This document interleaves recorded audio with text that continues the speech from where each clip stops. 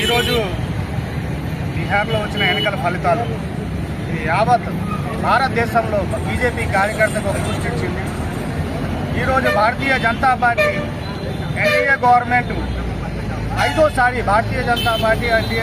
ఐదోసారి బీహార్లో రావడం జరిగింది.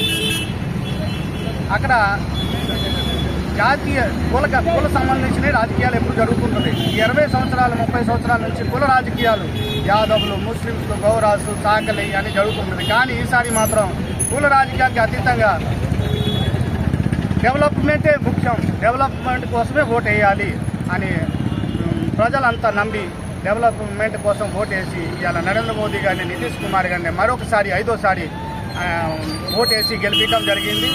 2010లో తిరగరాసిన చరిత్ర మళ్ళీ 2025లో రాశారు బీహార్ ప్రజలు. కాబట్టి బీహార్ ప్రజలకి చేతులు జోడించి నమస్కరిస్తున్నాం. ఈ ఫలితాలు రేపు రాబోయే 2026లో బెంగాల్లో కూడా జరుగుతుంది. అట్లా 2027లో వచ్చేసి మన యూపీలో కూడా జరుగుతుందని మీకు తెలియజేస్తున్నాం.